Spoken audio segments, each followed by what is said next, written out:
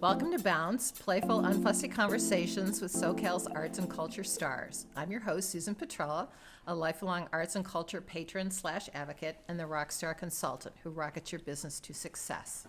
Each Wednesday, I'm hanging out with cool, clever, creative individuals. Today's guest is Barbara Kolo. Barbara describes herself as a contemporary artist and painter. She's from the New York area and developed an appreciation for art at an early age. During the 80s, she built a career as an award-winning art director in creative advertising for films and television. Barbara's one of 5 artists in Coastline Art Gallery's new show, Graphic Minimal Abstraction, which presents 3 distinct yet interconnected approaches to abstraction, exploring form, color, and visual language. Kolo and Rosner, who is another artist in the show, take a minimalist approach. This is what David says about your work. Distilling their compositions into vibrant yet reduced interpretations of space where color and form engage in a quiet but powerful dialogue. So let's start there, because you have several works in the show. Yes. They start at kind of 2019 and work through 2024. Lots of color, some squares. So tell us about the work that's here. Well, I think I would have to backtrack a little because my work has evolved to this point. I think my work stems from many of my early influences. I was very influenced by Impressionist art as a teenager. I also like Georgia O'Keeffe. I could still see some of her in my work with the tight croppings, like she would tightly crop a flower. Floral images were very prominent in my work early on, and I think in some of the wavy work, I think I have at least 1 or 2 wavy pieces in the show. I could still see a little of that influence there. Through being interested in the Impressionists, I got interested in Japanese and Asian art, which many of the Impressionists also did. And I think their minimal approach and approach to white space in an image always affected me. I think, although my work I wouldn't really call Impressionist, I think my use of dot patterns came from, obviously, Seurat, but my love of graphics. I was a graphics major at the School of Visual Arts. I started to get more and more minimal with my work and more clean, hard-edged lines as the years went on. And I think all of those things are reflected in the work that's in this show. It's very color rich. The pieces are also very color rich. Yes, that was something, I didn't mention that, but that is something I think my work always had. I was always into combinations of color and bright colors. That has carried through since I was a teenager. Really. So how does a piece come to you, say, and then I want to talk about kind of like naming, because there's like 4 pieces that, actually no, there's 1, 2, 3, 4, 5, 6, 7 that start with escape. So yes, actually they all do. Yes. Yeah, just how do you work? I mean, do you sketch and then from there? The only sketch I might do, really I get an image in my mind of something I want to do. And if for some reason I'm thinking, I'm not sure exactly how it would work, I'll do a thumbnail sketch, and that comes from being an art director. Okay. I never, in my commercial art career, I never really did any full illustrations. That's the kind of thing that I would hire someone to do. But I would always give them a thumbnail sketch that would be clear enough for them to understand what I wanted done. Well, I'll still do that, and it's really out of habit. And I'll just quickly figure out, I'll start out like this. And basically, I get a picture in my mind of what I want. And then once I start the painting, sometimes I deviate slightly from that, depending on how the painting unfolds. Okay. And I had one artist that I spoke to kind of early on in the Bounce interviews, and she was saying about how, as she paints, she puts like kind of like blue tape, around the painting and ideas for, titles. So, like I said, we've got a 7 with escape into Mars, Quint Astrodome, I'm not sure, escape into Bobcat, escape into Cobalt Blue, Okay. Waves of Azure, Wintergreen, escape into Red Ochre. Yeah, most of those are references to escaping into a color, and what I really kind of mean by that is kind of being engulfed in that experience of the primary color in the piece. Some of them have obviously several colors. This whole series, which is called the Escape series, started during COVID. Okay. Before that, I was still doing dots and I was still doing lines, but they were mostly either vertical or horizontal. I didn't do any round shapes at all. But I think with the experience of lockdown and everything with COVID, I felt almost like almost being like an enclosed space. And I started doing circles and wavy lines and things that kind of what I kind of saw as presenting a safe space. And because color was important, I focused on the color. So all of those names refer to a color paint that I was using, and like I said, the predominant color. The only one that differs is Escape into Bobcat was my reaction to fires at the time, which is, obviously topical now. But there was a fire called the Bobcat Fire. Oh, that's right. And it was yes. out towards the desert, yeah. And I read a story in the LA Times at the time that after the fire, the reporter was walking through the landscape there, and he saw all these little holes, and he asked, I guess the fireman, what are all these little holes? And he said, well, there's small animals, I'm not exactly sure what kind, but small animals will, if they can't escape the fire, they'll dig a hole. And they'll try to ride it out, I'm assuming far enough down where they don't get burned. And I thought, wow, that kind of is sort of what I'm doing with this work. I'm kind of escaping into a safe space. So that's where all the escape came from. And then I recently had a solo show up in Bergamot Station at BG Gallery. And I called the whole title of the show, I didn't want to do Escape because I had so many titles with Escape. So I called it Illusion with an E, Illusion. And I thought that was a perfect title because I think that was, whether it's positive or negative, that was my reaction to the whole COVID and coming out of COVID. I took a little bit longer than some people to really want to get out again. And I felt that I was kind of being elusive. Interesting. And I think it shows in the work. So was it a productive time during that time? In COVID? Incredibly, yes. It completely changed my work. I actually feel these paintings are stronger and sort of like more solid than my previous work. Basically, my work before this series, I did a transition series, and the work was more ethereal and light and airy. This is completely different.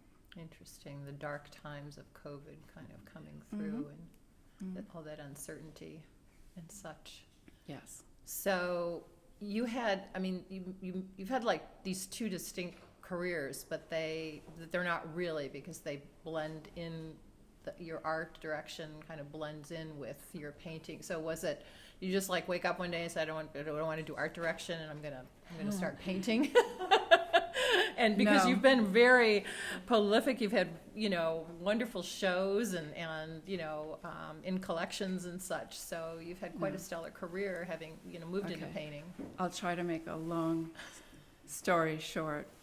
I always loved film, and I always loved graphics, and but I also like to paint too. I'm thinking around the time when I was in college. Many of my teachers persuaded me to go for fine art, And the way School of Visual Arts is set up is you take everything your first year, and then they kind of try to hone you down into picking a major, and then you stick with that. I really did want to go into fine art, but my life circumstance was that I knew I had to get a job. My father had died rather young, and I just knew there wasn't, I knew I had to grow up and get out and get a job and start my life maybe a little earlier than some people. And I did like graphics, and I liked posters, and I ended up taking graphics. But I had a drawing teacher and a painting teacher that were really disappointed. So obviously, they knew that I had a lot of the stamina, not only the talent, but the stamina, which I do have, and the persistence to make it in the art world. But I did go into film, and I got a job immediately after being in college, and I was producing posters that went worldwide by 24. I mean, I had like a real quick jump into that world, which is a very, very small world. Nobody really thinks about it, but only a handful of people create all movie posters. Oh, wow. And in those days, it was East Coast and West Coast. Now it's primarily just West Coast. So that's what brought me out here. And I really did enjoy my career until the stress started getting to me. I lived on a deadline for over 18 years. And what that means is if you have a dinner party and you have a deadline, Sorry, guess. sorry. And that's the way it goes. And I lived like that, and that wasn't so easy. And the stress level is very high. And the way I describe it is, if any of you have worked in the film industry, that has a big stress level, big ego level. That's a lot to take on its own. If you work in advertising, it's very, very stressful, tight deadlines. You really have to be on your game. Put them both together, and it's lethal. And it basically took its toll on me. So I would say when I was about 32, 33, I decided to change my life. And that's exactly when I met my husband. And I further decided to change my life. And I really did take 5 years where I did both. Okay. To I make worked that transition. freelance. Yeah, I worked freelance. And if every freelancer has some downtime, then I worked on my art. Until my husband, who was a Imagineer at Disney, got an offer to go to Paris. And that's when I decided, okay, I'm going to go to Paris. I'm going to be the artist in Paris, which my husband thought was unrealistic. But I'm going to do it. Well, I did do it. And Cool. I never went back to the film industry. We were there 2 years. And I had an art studio by La Bastille. I met a lot of artists in Paris. It was really a worthwhile time. So what did you gain from that for your artwork? Well, my artwork went from being representational, like I said, I did a lot of floral images, to being more impressionistic, and then by the time I came back, more like the style I have today, a little more graphic, and got more and more that way over the years. So do you look at like film now at all, having that background or whatever, and and like, look at like, what they're creating in the way of posters and digital and titling and all that. Incredibly disappointing. It's probably this might be a sidetrack, but I'll tell you, I watched the Academy Awards, and I was like, I cannot believe that I was in that industry. It's really gone, in my opinion, kind of downhill. The level of the films. Well, don't get me started on the and Best Picture. Right. The level of the films and posters were already changing. That was another thing that influenced me. When I started out, I worked with someone who had been a real pioneer in the film poster industry. And we dealt with illustrators that were so talented, like Bob Peak, Drew Struzan. I mean, people who were really talented. And the poster was art. And then it became get together photographs. And then it became whatever the producer wanted, whatever the director wanted, a little of both. It wasn't as satisfying to me. So where are you going to go from here? So, Oh, although right. some of the escape paintings are from 2024, so, Yeah. Well, this painting right here, which is um, Convergence, right? yeah, notice it didn't say escape. I felt like this was the last painting I did before I had the solo show. And I had been thinking about doing two or multiples of the circular patterns. And I tried it on this. And I'm thinking, because the next painting I've been working on is long rectangles, two on a canvas. Actually, it's a panel. But I'm thinking of doing multiples and interactions between the two. And I think one of the reasons why I started to think of that is because a lot of these paintings, the paintings that you have up here, I like to see in groups and how one color of one plays off the other. And I thought, well, why not do that all in one painting? So I think that's where I'm going. I might change my mind. Okay. But I think that's where I'm going with it. And squares, you mentioned about squares. Now, you Oh, do have yeah. a painting, Square Rising Yeah, 3 from 2019. Yeah, that was like I don't even know if Very I'd rich call colors, that. too. Very rich colors. in that. Yes, I would call that a sidebar. I never did. I didn't do any more than maybe 12 paintings like that. That came about where I had a period of time where I wasn't in a show, and I remember feeling like this is the first time this happened in years, where I had maybe like a 6-month period where I could have the chance to develop something new. So I started doing tiny little, almost like thumbnail sketches, but on canvas with paint.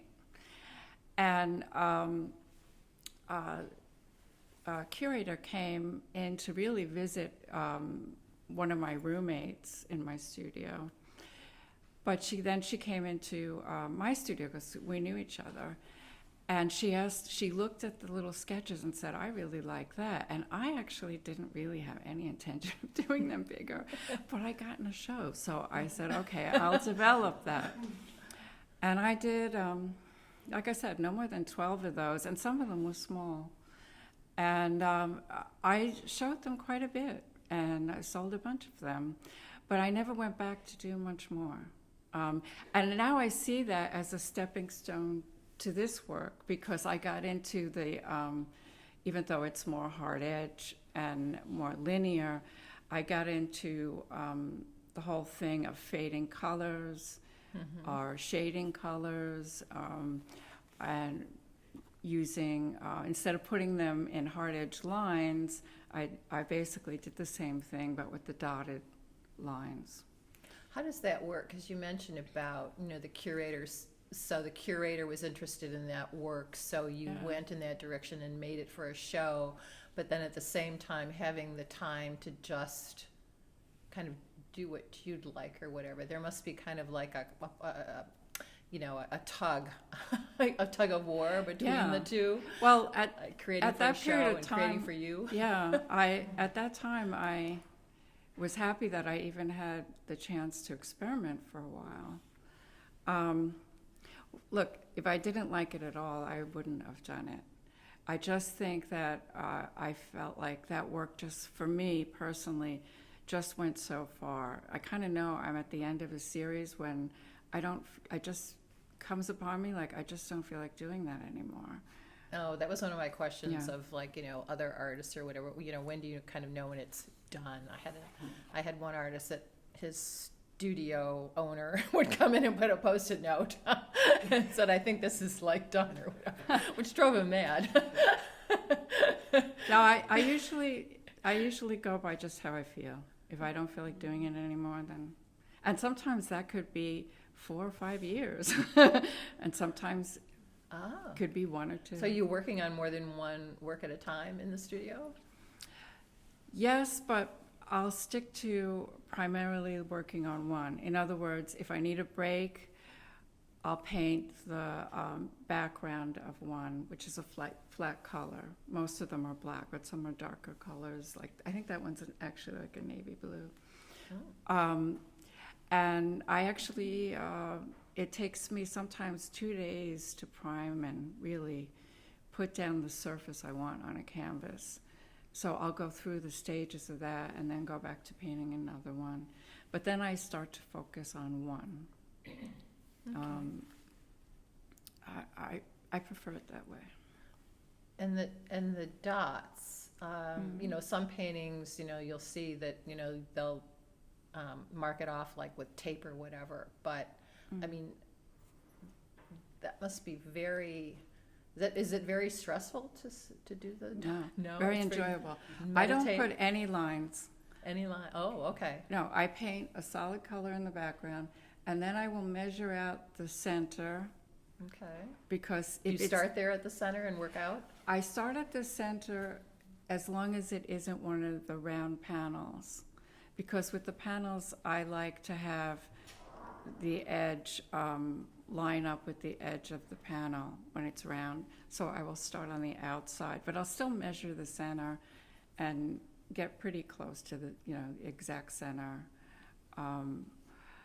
I just visually think you can tell, even if you don't measure. If it's off, it looks off. And I prefer it to be fairly accurate. So you just keep going round and round with Yeah. the dots. Mhm. Okay. Yeah, I do. And if it's a situation where I want to, obviously I didn't do that here. I didn't mind that these look more oval, but if I wanted to stay really round, I might take a ruler at some point and see if I'm pretty much, you know, staying accurate. But the most I'll put down is a little tick line with like a pastel pencil that I could wash off. But I don't draw anything. It's all by hand. Even the wavy ones, I don't. Wow. So how long would something like that take you? Is that one of the 4 years? No, it's a lot faster than you think. You know, Do you it's work hard every to day in your tell. studio? Yes, Yeah. like a job. Okay. You know, I have set hours. I Stamina do. comes through, right? Yes. Work ethic, yes. Work ethic. You know, I don't know. I would say it took me probably close to a month. I really don't remember. Yeah, and some of them go really quick, and then others I get stuck on, and you know, I have to pause and think about for a while. And I do some things over.